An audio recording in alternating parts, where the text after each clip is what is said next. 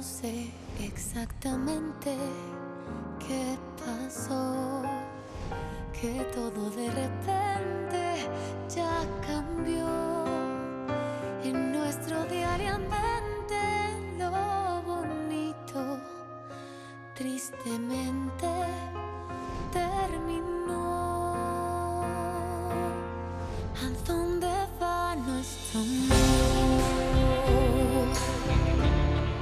Si cada día se va muriendo la flor de tu alegría, ¿a dónde va nuestro amor? Yo me pregunto, en nuestro cielo hay un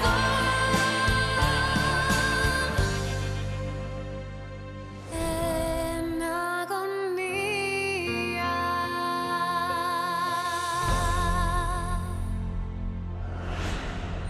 Sino ka para sabihin sa akin yan? Gagawin ko lahat para makalaya siya. Pero wala ka pang nagagawa dahil nandiyan pa rin si Fiorella. Hindi ganun kadali yun, Benito. Kailangan kong umisip ng plano para mailabas ko siya rito. Kung ganun, iniisip mo na inosente siya. Ganun na nga. Dahil kung hindi, sa tingin mo bakit ko tutulungan si Fiorella? Alam mo, nag-aaksaya ka lang ng oras mo dito, Pedro. Benito, Dahil, tama na. Benito, Fiorella, Bakit po, Lola?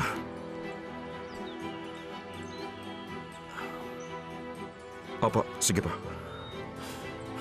Okay, salamat po sa pagtawag. Salamat. ano problema? Nag-file ng complaint si Anibal sa pulis at may tsansa na makulong ka. Paano na? Anong gagawin ko? Patutunayan natin na walang kasalanan Ano si balak Fiorella. mo ngayon? Hindi ko pa alam pero patutunayan nating inosente ka. kapag dumating na dito yung mga pulis sa bahay, sigurado makukulong na siya. Hindi. Itatago ko siya habang inaayos ko ang lahat. At paano mo gagawin yun? Nakakulong pa rin siya dyan sa loob. Swerte siya dahil nasa loob pa siya ng bahay ko. At alam ko kung saan nakatago ang mga susi rito. Pakiusap, tulungan niyo ko. Lola, bakit kayo nandito? Pumunta ako dito sa kwarto ng mga katulong para makausap ko si Fiorella. Hindi ako makapaniwala. Hindi ko pa rin maintindihan kung bakit mo nagawa ang bagay na yon. Isa ba yun aksidente? O sinadya mo talagang gawin yon sa kanya? Pakiusap, senyora. Maniwala po kayo. Sinusumpa ko, wala po akong balak nasaktan si Ma'am Julieta. Kahit na gusto kitang paniwalaan, pero may mga ebidensya laban sa'yo. Anong pumasok dyan sa ulo mo at sinaktan Hindi mo si po. Julieta? Gumaganti ka ba sa kanya dahil sa ginawa niya sa'yo? Hindi, Fiorella? maniwala po kayo, senyora. Sa palagi ko po may nag-set up sa akin. Hindi ko gusto ang sinasabi mong yan. Sinasabi mo bang isa sa pamilya kong gumawa nun para lang siraan ka? Kahit na alam ko na hindi malabong mangyari yon. Lola! Bakit? Lola, dapat doon na lang po kayo sa bahay. Dahil hindi po maganda sa kalusugan niyo kung pabalik-balik kayo. Sige na po, makinig na po kayo sa akin. Ay, ano ba ang problema mo kung nagpabalik-balik ako dito sa loob ng bahay? Walang masamang mangyayari sa akin, Pedro. Alam ko po yun. Pero ang gusto ko lang po mangyari ay huminahon kayo ngayon. Dahil paparating na ang mga pulis ngayon. O si Anibal, iniisip ko lang po ang kalusugan niyo, Lola. Tama ka, babalik na ako. Patawarin mo sana ako, Fiorella. Pero kailangan mong dumaan sa investigasyon. At kailangan mong pagbayaran ang mga ginawa mong kasalanan. Okay? Pero kung wala kang dapat na ikatakot sa mga pulis. Halika na, Pedro.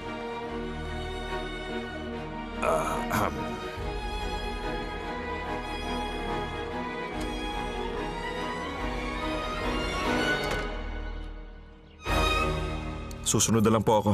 Hanapin ko na po si Fidel. Sige, Apo.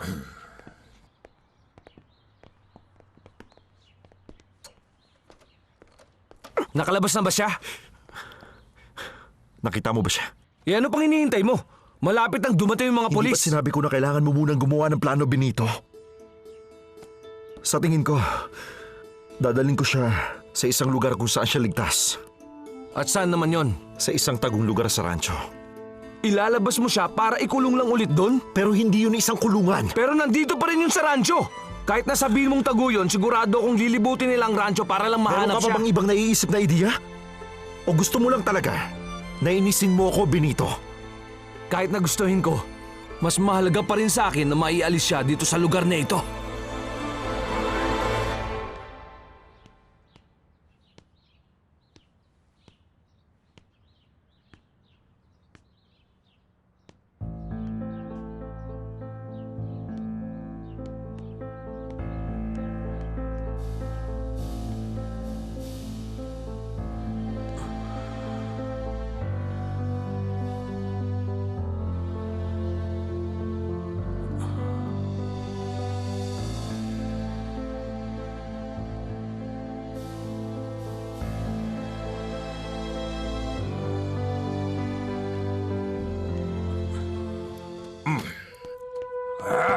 Hindi pwede nakatakas si Fiorella. Saan kaya siya pumunta? Ramona! Halika rito, Ramona! Simona po, sir! Ano ba Bakit ang pangalan mo? Nasaan si Fiorella? Ang alam ko, Nasaan siya? nandun siya sa kwarto. Niloloko mo ba ako? Nakita mo ba siya sa loob? Sa tingin mo ba kung naroon siya sa loob, tatanungin kita kung nasaan siya? Wala po ako alam sa sinasabi niyo. Basta ang alam ko, nakakulong dyan si Fiorella sa loob ng kwarto niya mag-isa at bawal siya puntahan. Paano nakatakas ang babaeng? Hindi ko po alam, sir. Dahil nakalabas siya. Sigurado ako na may taong tumulong sa kanya. Pero sino naman ang tutulong sa kanya para tumakas? Sino? Russo, makinig ka sa akin. Maging alisto kayo. Gusto kong ihanda mo ang lahat ng mga tauhan natin dahil nakatakas si Fiorella. Sabihin mo sa lahat ng tauhan natin na bantayang mabuti ang lahat ng mga labasan ng rancho. Hindi ako makapaniwala. Tatawag muna ako sa mga pulis. Tumabig ka dyan. Ramona, Simona, ewan ko sa'yo. Simona po! Senyora, hindi sinasagot ni Fiorella ang telepono niya. Tatawagan ko si Pedro.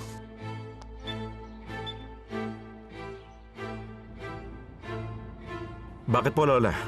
Pedro, tinawagan ka ba ni Fiorella? Hindi po, bakit po? Ay, dahil tumakas siya. Wala na siya sa kwarto niya at hindi rin namin siya makita sa kahit na saan dito sa loob ng rancho. Hindi ko po alam kung nasaan siya. Pero may balita ka ba kay Benito? Tama, oo nga, si Benito. Hinahanap namin siya pero hindi niya sinasagot ang telepono Ganun po ba? Siguro kasama niyo si Svaldo. Dahil wala na siyang driver. Ay, pero kailangan pa rin nating makita si Fiorella. Dahil pwedeng isipin ng mga pulis na may tinatago tayong isang kriminal dito sa rancho.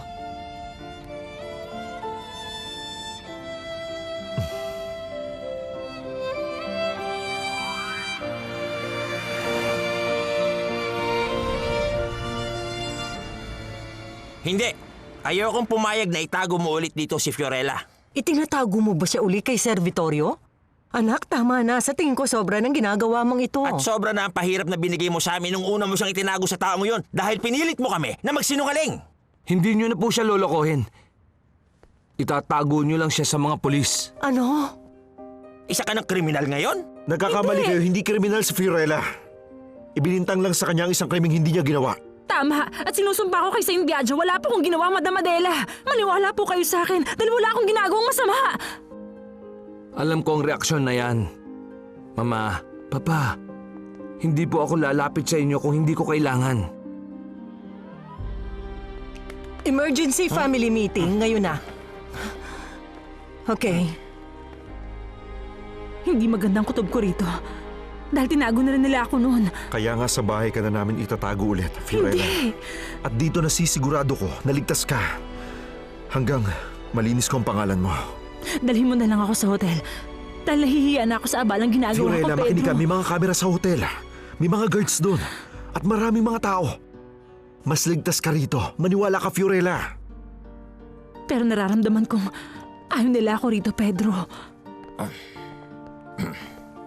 Pasensya ka na, Fiorella. Sa mga nasabi ko kanina. Mahal ko, ano bang pinagsasasabi mo dyan?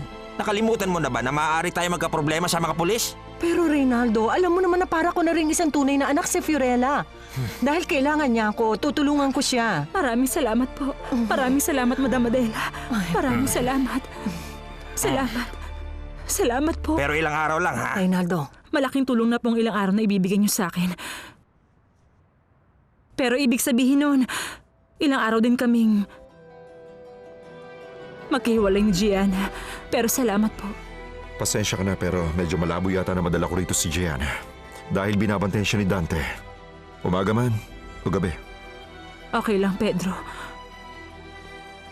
Salamat. Salamat. Wala bang hug para kay Benito? Kinumbinsi ko ang mga magulang ko.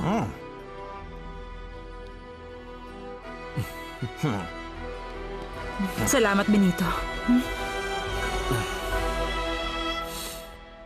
Hindi ko talaga alam kung nasaan siya.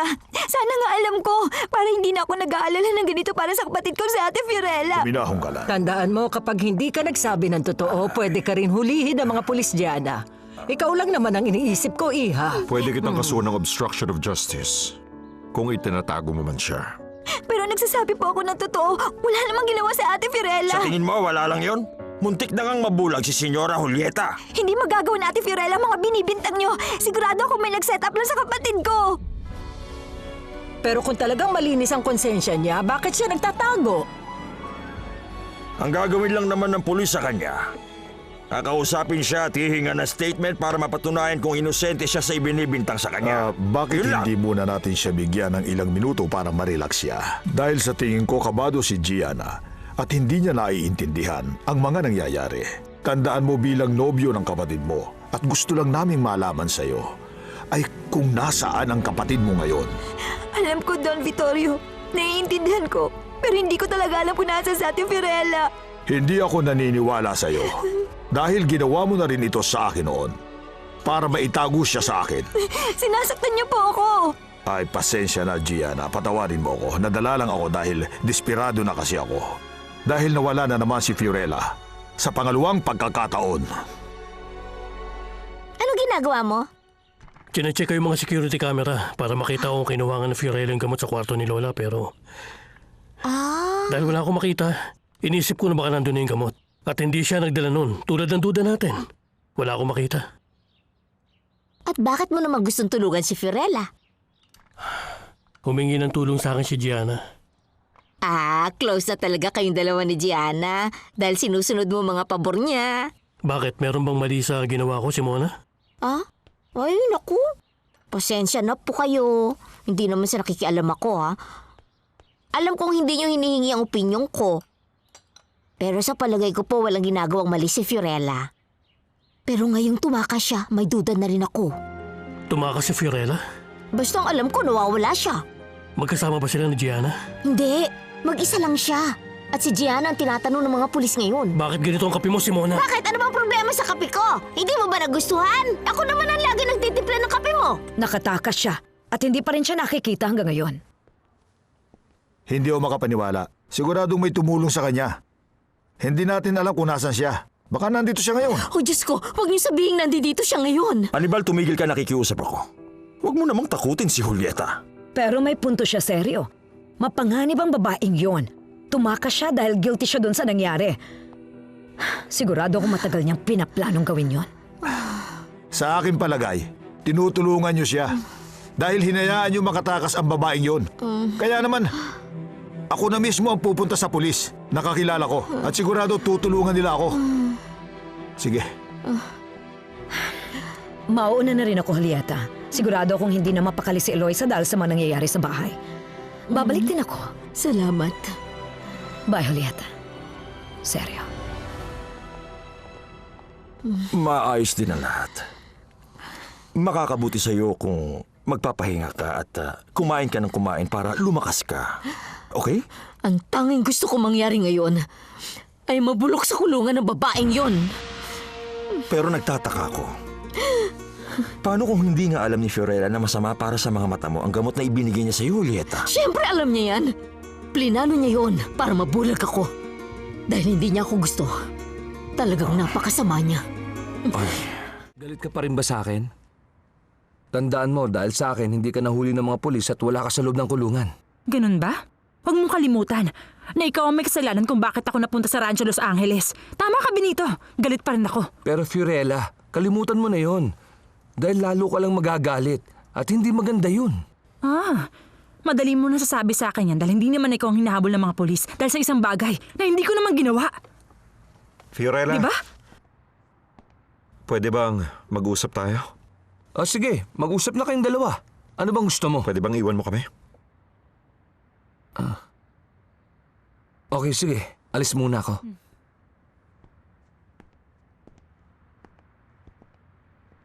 Pangako. Hahanap ako ng matibay na ebidensya para patunayan na mali sila. Maraming salamat, Pedro. Hindi ko alam ang gagawin ko kung hindi ka maniniwala sa sinasabi ko. Siyempre, naniniwala ako sa iyo, Fiorella. Alam mong hinding-hindi ko yun magagawa sa iyo. Sumpa ko yan. Sa pagmamahal ko sa iyo. Pedro, kasi... Fiorella, ang mahalaga ngayon ay ligtas ka. Okay? Sir Pedro, siguradong hinihintay na kayo nila sa rancho. Okay, tama ka. Kailangan ko nang umalis. Salamat po sa pagtanggap nyo kay Fiorella. Wala yon. Ang mahalaga maayos nyo agad ang problema. Dahil tulad na sinabi ko, ayoko magka-problema kami sa mga Renato, pulis. pwede bang tigilan mo yan? Hindi naman siguro mangyayari Sir yan, Papa. Pedro, pwede pong tumira dito sa bahay si Fiorella hanggat kailangan. Wala kayong dapat na ipag-alala. Salamat. Pakihanda na ang kotse, Benito. Ako? Ikaw ang driver ko. Kaya ikaw ang magmamaneho, di ba? Tama kayo, pero Okay, mas alam mo. maganda kung maiwan ako para bantayan Okay siya. na si Fiorella sa mga magulang mo. Pupwede ba? Okay, sige. Salamat. Sige na.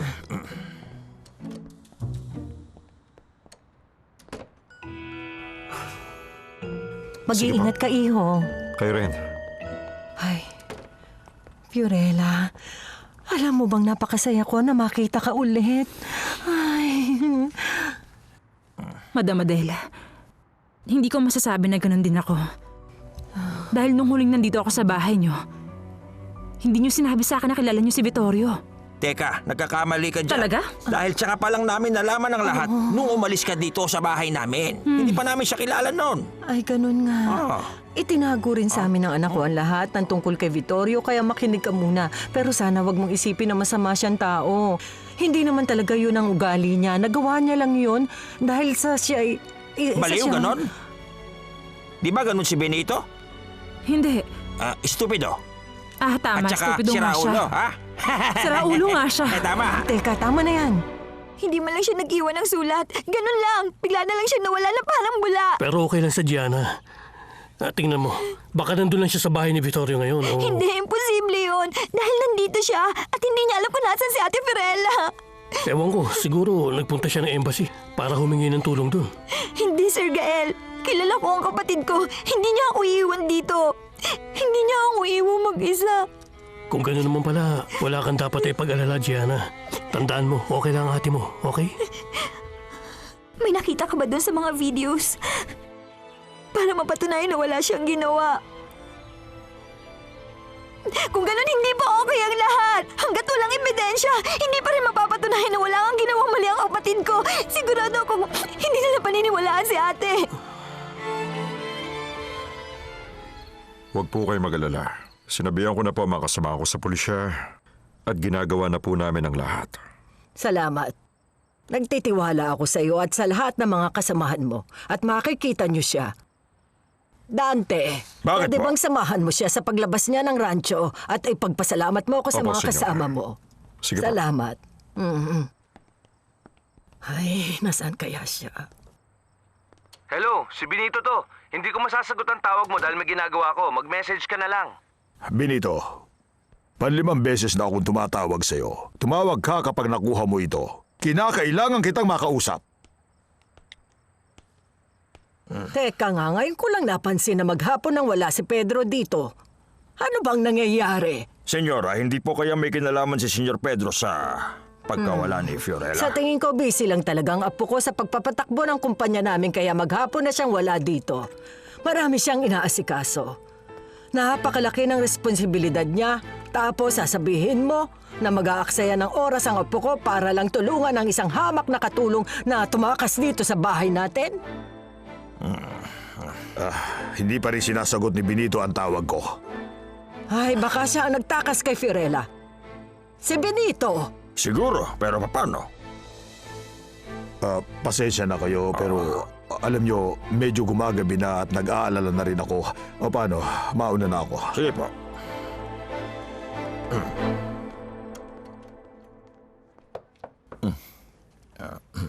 Sino yan? Anibal? May balita ka na ba doon sa Italiana? Hindi, Julieta. Yung nurse lang yung pumasok. Pakiiwan na lang yan dyan. Ako na ang bahala. Salamat. Salamat sa'yo. Okay, oras na para kumain. Masarap ang hapunan mo ngayon. Kumain Salamat, ka na. Seryo. Hmm? Wala pa akong ganang kumain sa ngayon. Ang pagkabulag. Ang isa sa pinakamasakit na nangyari sa aking buhay. Ay, Julieta. Mali ka.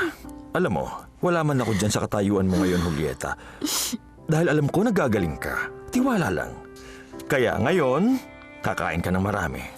At kung gusto mo Pero paano naman ako kakain kung hindi ko naman nakikita ang mga pagkain na ipapakain mo sa akin?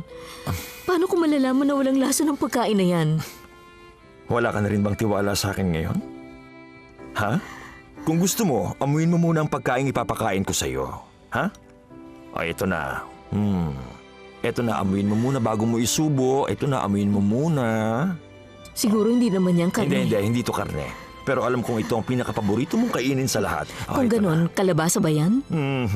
Mas masarap pa doon. Okay? Ito na. Dahil hindi mo to nakikita, gamitin mo ang iba mong mga senses, okay?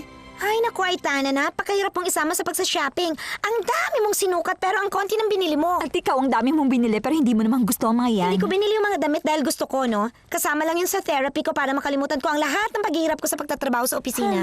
Ay, hindi ko talaga alam kung kailan ka nagbibiro o nagsasabi ng totoo. Hindi ako nagbibiro basta tungkol sa shopping. Okay? Ay, nakita ko pala yung isa sa mga dress na binili mo at bagay na bagay yun sa'yo, Aitana. Ang ganda, hindi ba? Pwede ba tumigil kayong dalawa? Ay, nako. May mga tao talaga na walang pakiramdam at pa-shopping-shopping na lang habang may problema dito sa bahay. Ano sinasabi mo ba dyan? Yung Italiana, nilagyan niya ng lason yung eye drops ni Julieta kaya naman muntik na siyang mabulag. Ano? Kung ganun, pinalis na siya ni Lola dito sa bahay kasama yung sakitin niyang kapatid? Well, sorry ka na lang. Nagkakamali ka dahil naririto pa rin sila na parang walang nangyari kay Julieta. Ay, ang dami talaga nangyayari sa bahay na ito. Anyway, iakit ko na to sa kwarto ko. May iwan ko na kayo, Huwag mong kunin ang akin. Siyempre naman. Bye! Mamaya na sandali, wala ba para sa akin? okay? Ay, Federica, nandito ba si Pedro? Well, speaking of the devil, heto na siya.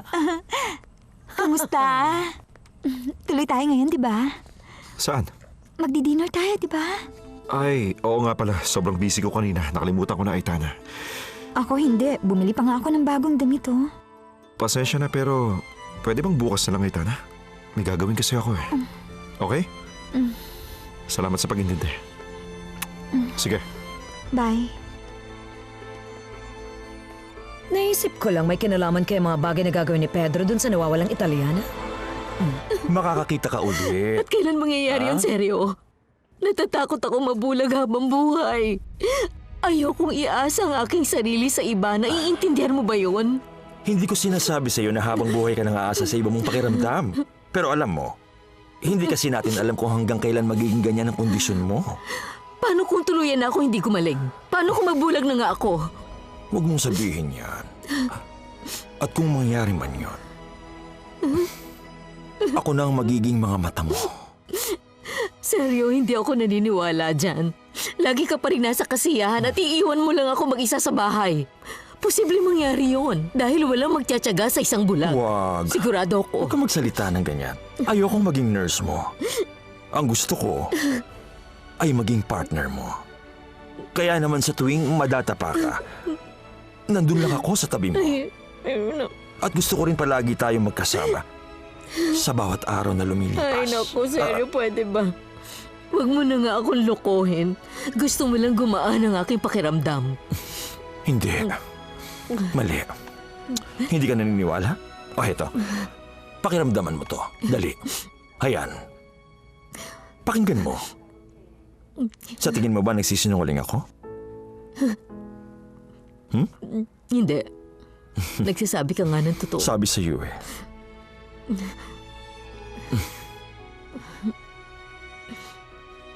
Pero, nararamdaman ko nalulungkot ka. Seryo. Siyempre. Malungkot ako dahil wala kang tiwala sa akin. Dahil ang gusto ko lang ay ang makasama ka. At iparamdam sa'yo ang aking pag-ibig.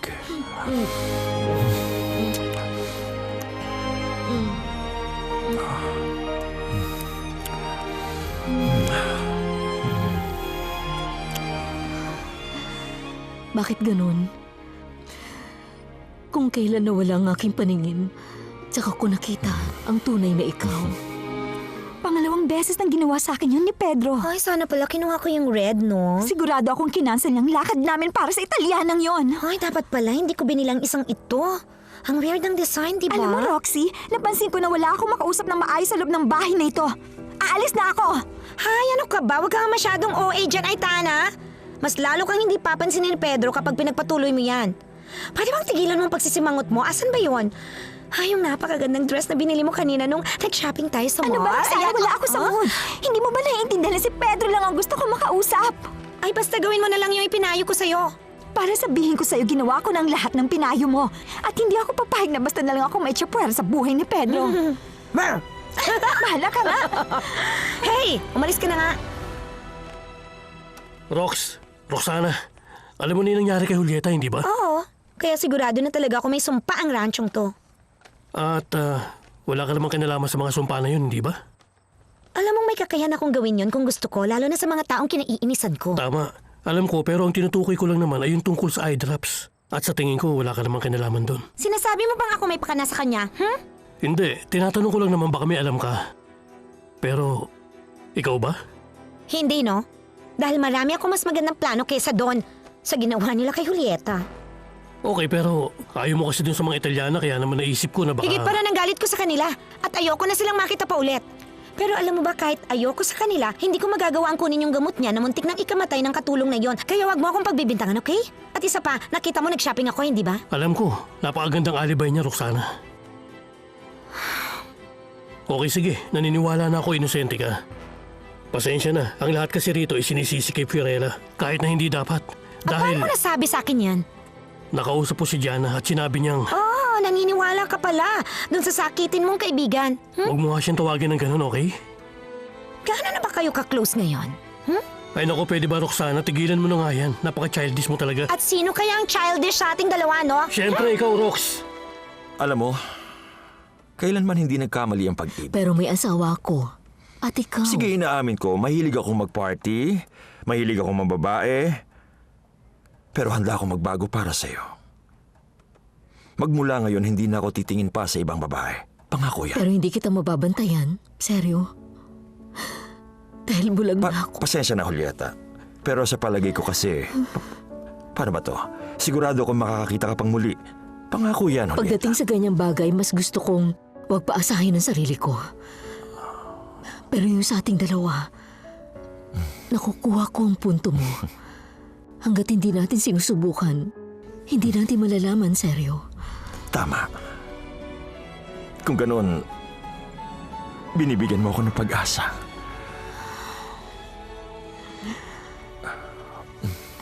Pero hindi dapat malaman ni Anibal ang tungkol sa ating dalawa hanggat hindi naaayos ang divorce ko sa kanya, okay? Maliwanag ba? Oo. Naiintindihan kita, Julieta.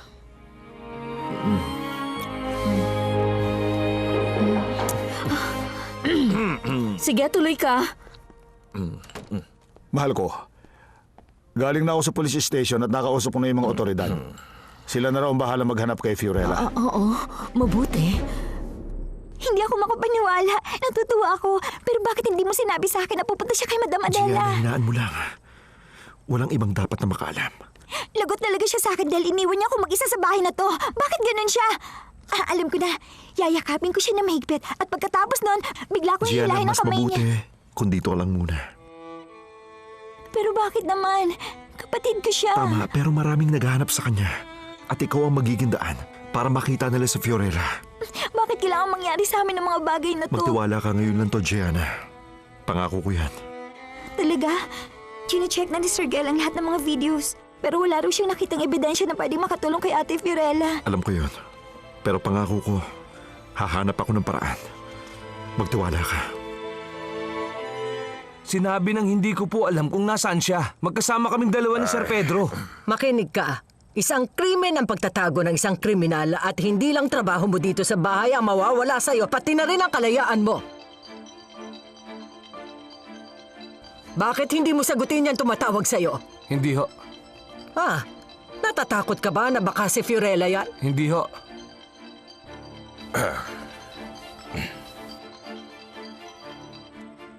Hello, Senyor Vittorio. Hindi. Hindi si Benito. Sabihin si Dante. mo, wala ako. Pakiusap. Sandali lang ako. Sige na. Usapin mo.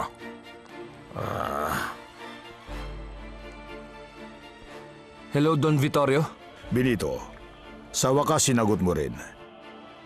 Ngayon na magkausap na tayo, oras na para sabihin mo sa akin ang lahat na nangyari.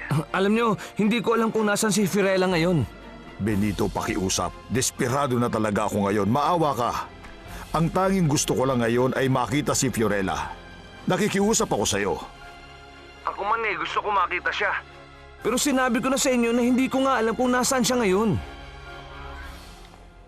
Hello, Vittorio. Okay ka lang? Bakit narito ka? Gusto ko magtrabaho ulit. Diana, ayang ka na naman. Hindi ba't nag-usap na tayong dalawa at pumayag ka na magbakasyon? Wala akong oras para sa'yo. Tanggalin mo na ako sa trabaho kung gusto mo. Ano? Tama, narinig mo ako. Sabihin mo lang kung ayaw mo na ako dito dahil magre-resign na ako. Tapos pag-usapan natin ng separation Diana, pay ko. hindi kita tatanggalin. Kung ganun, babalik na ako sa trabaho ko sa restaurant. Mababaliw na ako kung nandun lang ako sa loob ng bahay namin. Okay, sige. Pwede ka na bumalik sa trabaho. Ikaw na ang bahala, Diana. Salamat. Hindi ka magsisisi, Vittorio. Siya nga pala. May balita ka na ba kay Benito? Wala. Nakatakas si Fiorella sa rancho. Hindi ko alam kung saan siya nagtatago ngayon. Diana, mauna na ako. Sige, Vittorio.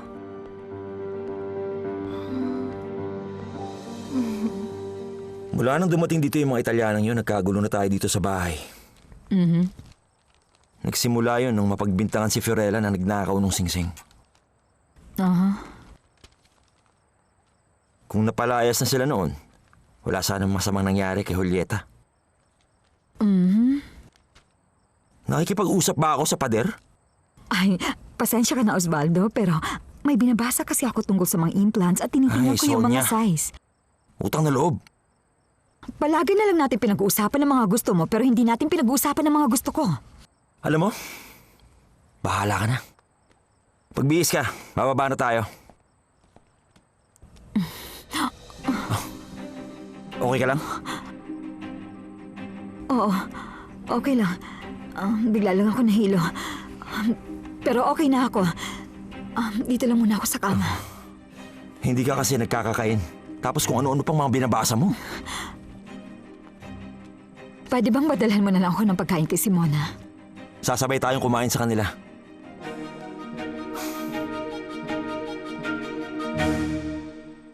Hindi ko po alam kung nasaan si Fiorella ngayon. At sasabihin mo ba sa akin kapag nalaman mo? Lola, alam ko pong wala pang maling ginawa si Fiorella. Paniwalaan niyo naman po sila sabi ko. Maniniwala ako sa sinasabi mo kung hindi mo itinatago sa akin ang nalalaman mo. Kaya tatanungin ulit kita, Pedro. Alam mo ba kung nasaan si Fiorella? Lola, hindi ko po alam. Ay, saan na lang ay hindi mo pinagtataksilan ang buong pamilya natin para lang maipagtanggol mo ang katulong Sana na po yun? ay hindi niyo makalimutan na mga empleyado natin ay hindi lang po basta mga katulong sa bahay na to. Meron silang karapatan na ipagtanggol ang sarili nila. Alam ko, pero gayon pa man, bakit Sandali hindi lang po, Lola. pinagtanggol ni Fiorella Sigurado ang akong sarili wala mo? kinalaman si Fiorella sa kung ano man ang nangyari kay Julieta. Federica, sinabi ko sa'yo, huwag mong Teka, papalitan yung Lubadan, laman nun. bitiwan mo ako. Alam mo ba Pwede kung anong uminahon ginawa mo kay ka? Julieta? Bitiwan mo ako. Hindi mo naiintindihan. Federica, binulag mo si Julieta. Pero iniligay ko kasi yun para kay Eloisa. At ngayon sinasabi ng lahat na yung Italianong yun na may baka na. Pues hindi ko na problema yun ngayon. Ang mahalaga ay wala na siya rito sa bahay ngayon. At kapag nalaman nilang inosente siya, hanapin nila tayo na parang nauulol na aso. Ay, Dante, ano ka ba? Pwede bang tumigil ka na dyan sa mga naisip mong drama? Walang makakahuli sa ating dalawa. Ang kailangan natin gawin ngayon ay pagtuunan ng pansin kung ano ang mahalaga. Tulad ng sinabi mo sa akin, di ba? Dali, maupo ka rito. Ganyan nga. Ayan na. Iyan ang kailangan nating ebidensya. Kailangan lang natin ng isang profesional na mag-check niyan. Kilala mo naman yung abogado ni Papa, hindi ba? Ilang ulit ko nang pinanood yung mga video pero hindi ko talaga nakita si Fiorella na pumasok sa kwarto ni Lola. Gael, hindi ako makapaniwala. Kapag hindi natin siya tinulungan, makukulong siya. Bakit mo ba gustong tulungan si Fiorella? Okay, alam ko na gusto mo siya dahil nabanggit ni Gianna at wala namang Sige, problema. yun lang. Makakaalis ka na, Gael. Maraming salamat. Okay, aalis ako pero sigurado ako mahirapan tayo na patunayan na inosente si Fiorella. Kaya good luck sa atin. Salamat. Sige. Ipinatawag niyo raw po ako. May nakita ka na ba na makakatulong kay Fiorella? Senyor, wala po akong nakita. Pero mataas ang tsansa na si Fiorella ang kumuha ng eye drops para magawa niya ang plano niya kay Senyora Julieta. Ah, talaga? At paano ka naman nakakasiguro?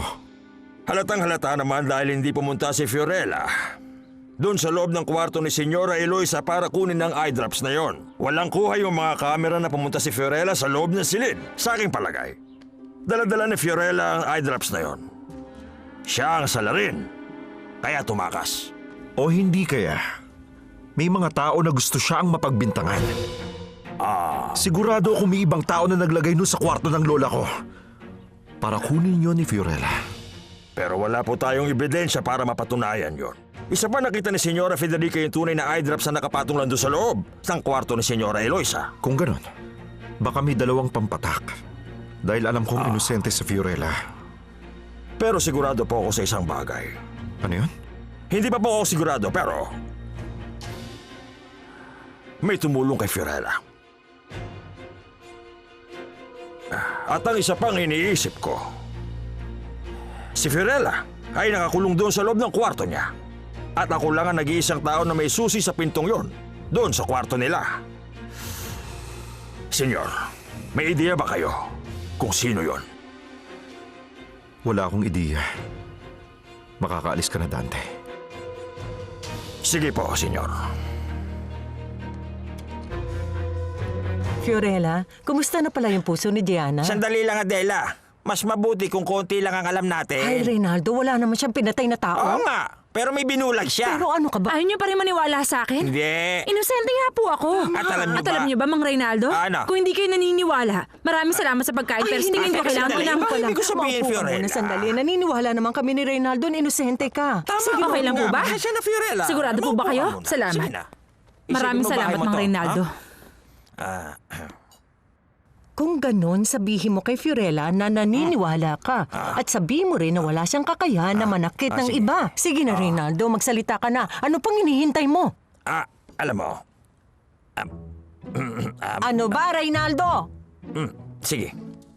Fiorella, alam mo, naniniwala naman ako na inosente ka nga. At wala kang sinaktan na ibang tao. Wala rin kinalaman dun sa pagkabulag ng babaeng yon. Isa kang napakarangal na babae. Hindi ko nga po binulag ang babaeng yon. Ay, Okay, salamat. ko eh. Salamat, Mang Reynaldo. Salamat. Pero may iba ako. Bakit hindi niyo sinabi sa akin na ang anak niyo palang si Benito ay nagtatrabaho kay Vittorio? Yun lang po kasi ang hindi ko maintindihan sa nangyari. Madam Adela? Alam mo kasi, Hindi kasi namin alam noon na siya pala yung taong nagbigay ng pera para makapunta ka rito. tama siya. At pagkatapos, di ba nalaman ni Benito na nandito ako? Alam niyo na pala ang lahat, pero hindi niyo sinabi sa akin. Madam Adela? Nakiusap kasi si Benito na wag namin sabihin. Si Sandali Benito? lang, Fiorella. Siyempre si Hindi Benito. ganun yun. Makinig ka. Iniisip kasi namin na kung si Senyor Vittorio Tama. ay nababagay ba Oo bilang nga. magiging asawa mo? O kaya ay kung Okay, teka, magiging sandali lang mabuti po, yun. Mang Reynaldo. Hindi ba't ako po dapat ang magdesisyon nun? O sige, Oo, tama. Tama, naintindihan ka namin. Tama siya. Nagsinungaling kami sa'yo, sana mapatawad mo kami. Oo nga. Sandali, meron akong gusto sabihin. Si Adela lang ang may kasalanan. At hindi ako. Ha? Fiorella, hindi ko to sinasabi para matuwa ka sa akin. At ngayon, Pero yun naman sinisisi mo talaga sa akin ang na lahat totoo. na nangyayari. Sa tuwing dalawang Ikaw babae ang na hindi nagsabi nagsasama, sa akin ng alam mo, tungkol kay walang Vittorio maganda nung na meron kang idudulot to. pagkakataon. Kaya huwag mong tanggi. Oo, hindi. Siyempre, sinabi Bakit ko sa'yo, Tama na yan! Tumigil na kayo! Teka, tama na yan, Madam Adela! Tama na po! Hey, ano ba Mang Reynaldo? Sige. Okay na po! Maliwanag na sa akin ang lahat ng ito. Ay, mabuti naman. Pero hindi ko alam kung bakit kayo nagsinungaling sa akin. Ha? Pero salamat po. Salamat po sa pagtanggap sa akin. At sa pagpapakain. Salamat. Na, patawarin mo ako. Salamat po. Ay, May bisita ka ba, Reynaldo? Sandali, baka mga pulis yan. Kailangan ko pong magtago. Nahon ka lang. Nako. Okay lang Pero, yan. paano kung mga pulis yan nasa pinto? Sabi ko na nga ba, alam kong inosente ka, Fiorella. Hindi ako nagkamali. Kailangan kong makita ang kapatid ko si Ate Fiorella. Gusto ko lang malaman kung ayos lang siya. Pero hindi mo ako pinayagang hindi kita makita siya. pinayagan, pero yun ang mas mabuti. Mas makakatulong yun kung relax ka lang. Huwag mo ako iwan. Pinapangako ko magduwala ka.